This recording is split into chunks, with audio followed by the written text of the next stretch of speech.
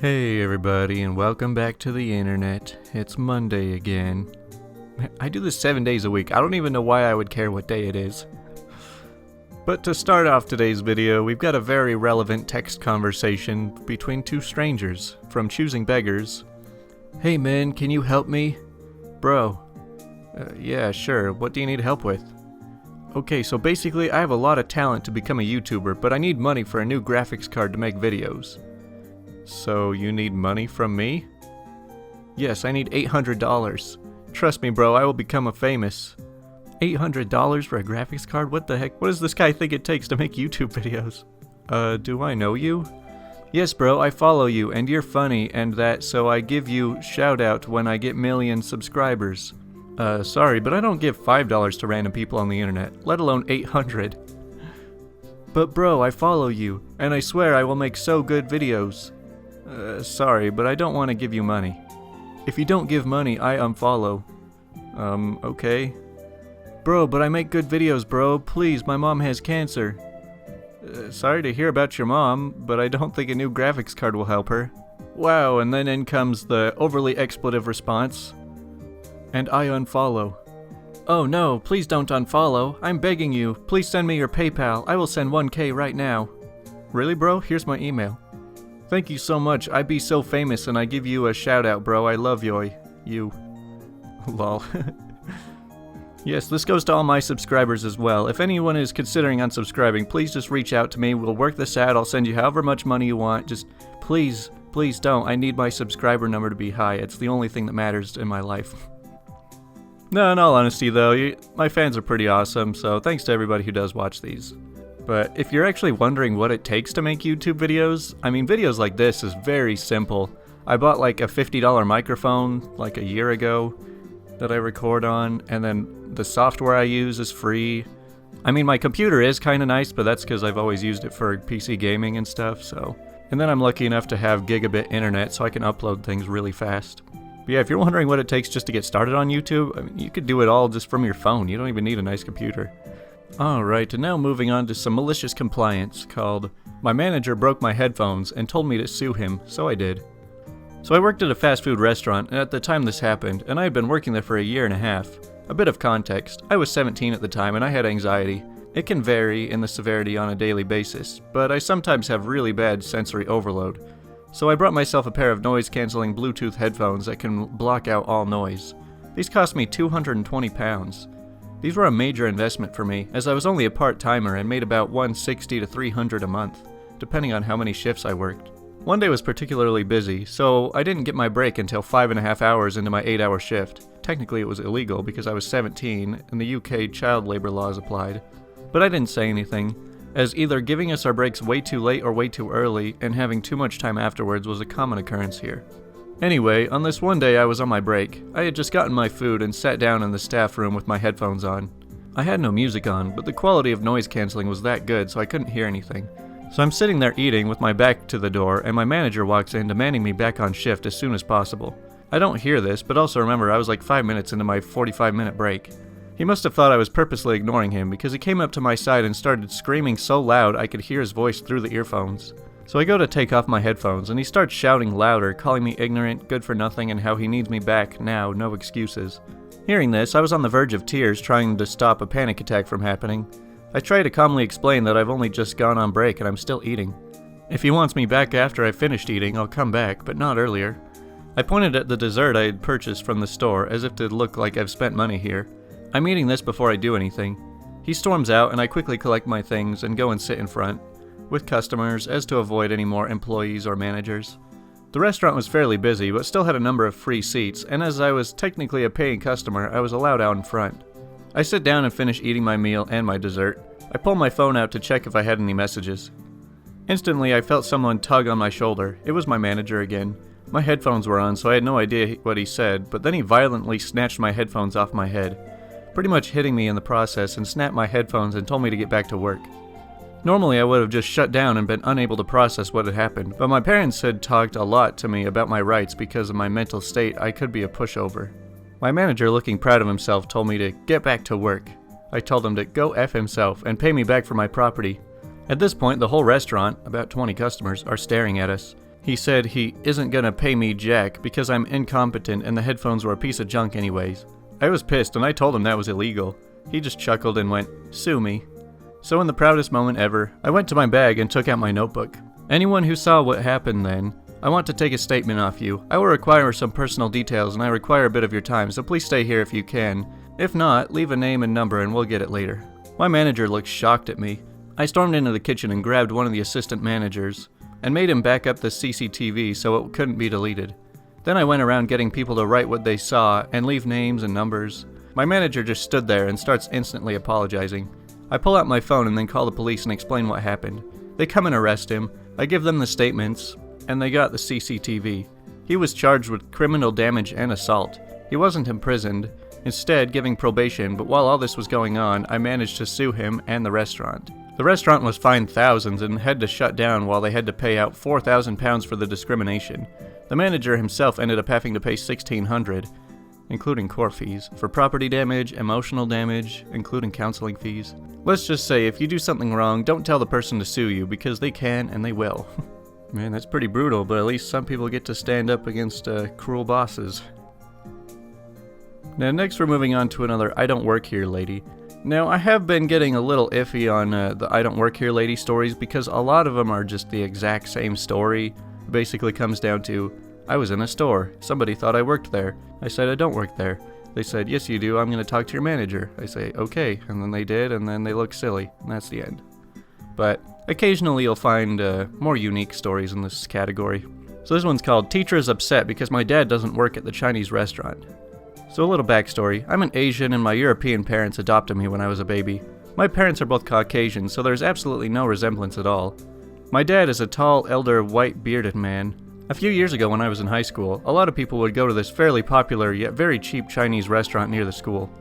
One day, my entitled biology teacher comes to me and says, "Hey, I met your dad at the Chinese restaurant. I told him the food is delicious."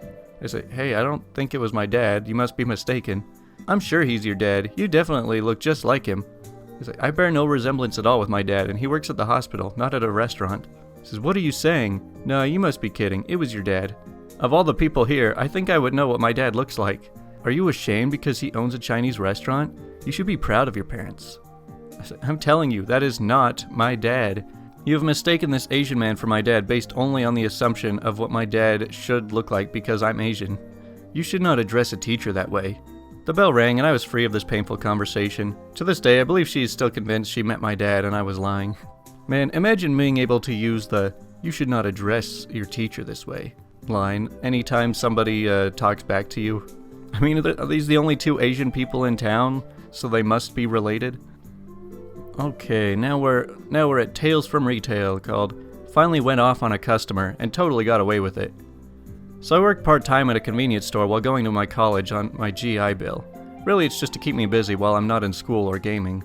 We recently had 2 people quit, so my part-time hours for the last couple weeks have been full-time, stretched between full-time school, full-time work, and full-time gaming. My days have been much more stressful than normal, and today I got a Karen in line. Behind her is a regular customer who I've waited on a million times. I was ringing her up, and she had too many items for our bag carousel, so I had to put some off to the side. When she turned it to begin picking up her bags, some fell over on the ground. I go to pick them up, but that's not enough for her. She demands that I give them to her for free, which I can't because I dropped paper towels and napkins. I explained I can't, since nothing broke. She goes off on a tangent about how I was rude, threw her stuff on the ground, and this is why I'm clerking in a store and don't have a real job. I look around and see no one else around besides my regular, so I lean in real close and go, "Hey lady, you're a bit of a biche, just so you know." She's flabbergasted, starts yelling and screaming for my manager, so I call him up. He listens and asks me what happened. I tell him she began yelling, so I told her she was being rude and never called her a biche. My manager says he knows me personally and knows I would never do that. She points to the regular behind her and tells my manager that he heard it. The regular goes, "Nah, he didn't say anything like that. This lady is nuts." So my manager tells her that since her transaction is over, she has to leave. She's red in the face at this point and storms outside, saying she's gonna fix my A. I watch her go outside to make sure she isn't coming back with a gun or anything, but now she's screaming at her husband in her car. He comes in after a minute or so and apologizes to me, and says he knows how she can get and I should just ignore her. He apologizes for the trouble again and they leave. It's been the best day of my retail life. See, I think if we allow these retail workers to actually just do this every once in a while, they might feel a little happier with their job. When you force people into the mentality of the customer is always right, a lot of the time it's just so illogical. When you force people into a very illogical state, it makes them go crazy. I don't know what else to say. And let's move on to our big story from Malicious Compliance called $20 Minimum, if you insist, mate. So this story comes from Melbourne, Australia, where the liquor laws are pretty strict. We had a local pub near work that did $5 wines and beers during happy hour. It was a bit of a dump, but we didn't mind. 3 of us would go regularly every Friday to relax.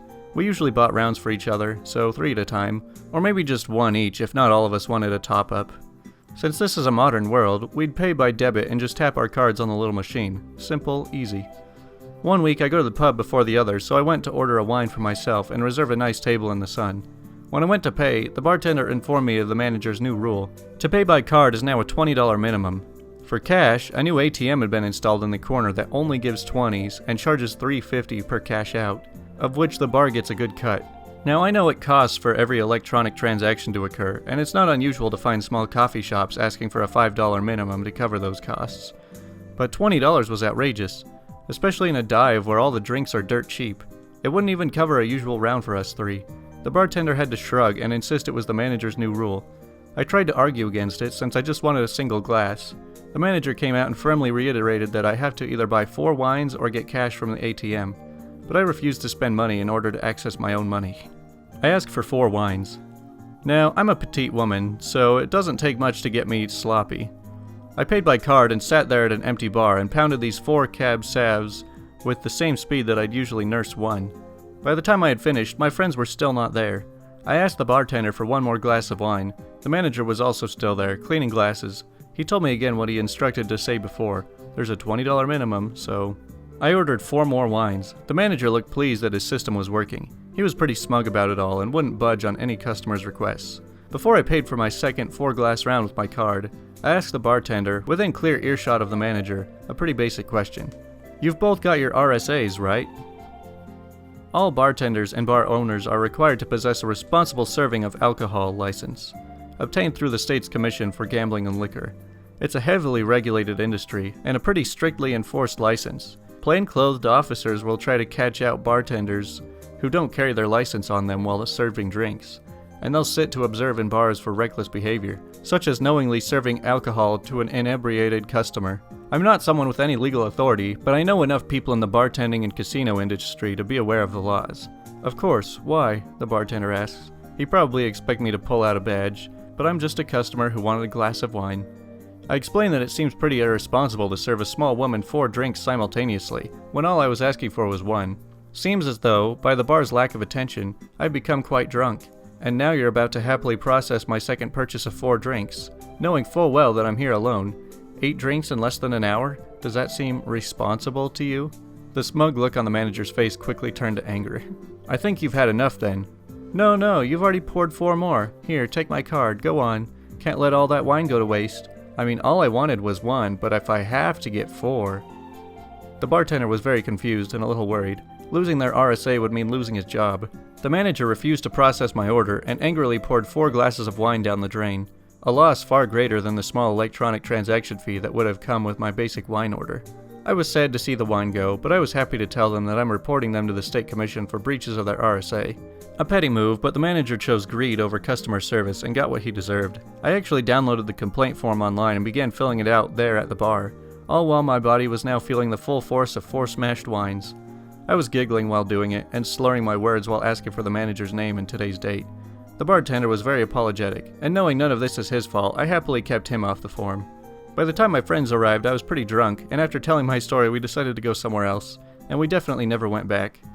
I don't know what came from that complaint exactly, likely a big fine, but the place shut down about 6 weeks later and became a brunch cafe. Seems like they lost all their regulars to a $20 minimum rule. Well, the market speaks in more ways than one. Alright, now let's move on to the question of the day, which is, what psychological tricks do you know? I know that if you assume a person likes you, you tend to act nicer towards them and like them also. So if you smile and are friendly towards a person, they will assume you like them and be nice to you. One of my favorites. Yeah, I've mentioned this before, but people who are really raunchy to everyone will think that the world is out to get them, but it's, you get back what you put out, so if you're a jerk to everyone, everyone's just gonna be a jerk to you.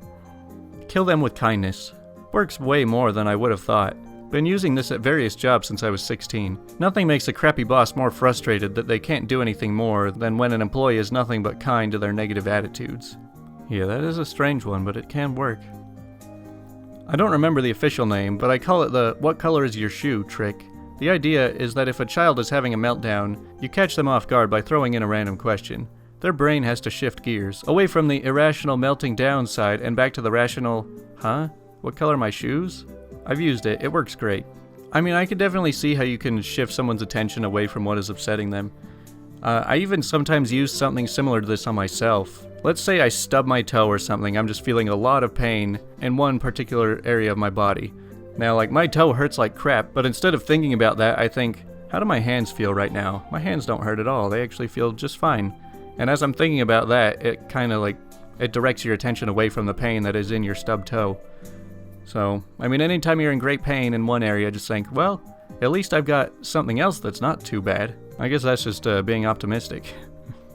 In my experience with retail, a little kid who won't let go of a toy will happily just hand it over if you say, "Wowee, that's really cool, can I see?" The parents spend ages trying to tell the kid, "No, hand it over." And suddenly, this trustworthy person in a uniform says, "My toy is neat? Sure, take it, dude." Man, I feel like a lot of these are just good at manipulating kids. A service industry trick. I rarely say sorry to a customer when I make a mistake. Instead, saying, "Thank you for being patient with me," or something along those lines. Instead of focusing on your error, you're bringing attention to how the other party is great for putting up with you. Yeah, I mean, I could see how that would work, but anytime I have to, like, wait on somebody because something's going wrong, I'm either, like, really just annoyed, or I just really don't care at all. And nothing anybody says really affects that in any way. If you don't want or like the response you were given, just be completely quiet, leaving a long pause. This usually makes the other person uncomfortable, and they will start changing their answer, often in a favorable direction. Works over the phone and in a face-to-face conversation. It's like when you ask someone how much they're selling something for, and they say $100, and then you just don't respond, and then later they'll say, "I can do 90 if you really need it," and then you don't respond. It's like, okay, 80. Sometimes no words are the most powerful ones. People will usually correct incorrect information, saying like, "Hey, I found your drugs in your X," and they'll say, "But my drugs are in my Y." It's an unrealistic situation, but you get the idea. This reminds me of when I was in high school when I had this friend. She had recently gotten in a car accident with her car. Like, it didn't do any major damage, but she didn't tell her parents about it. I was at some party with her and her friends and her family and whatever. And so something came up with like, "When was the last time you got a ticket?" And her friend was like, "Hey, didn't you get pulled over recently?" She's like, "No, I didn't get pulled over. I got in an accident." And then her mom was right there, and she's like, "You did what?" So that backfired a little bit. And the final one's kind of meta, saying, "What psychological tricks do you know?" With the capital U. Now this is the kind of psychological trick you have to learn to be a YouTuber in order to make sort of clickbaity titles. I mean, I hope my titles aren't that clickbaity. I mean, I try to make the title and thumbnail related to one of the best stories in the video. But I'll extend this question out to everyone in the comments. What kind of psychological tricks do you know that you've tried? Anyways, thanks to everybody who watched, and I will talk to you guys tomorrow.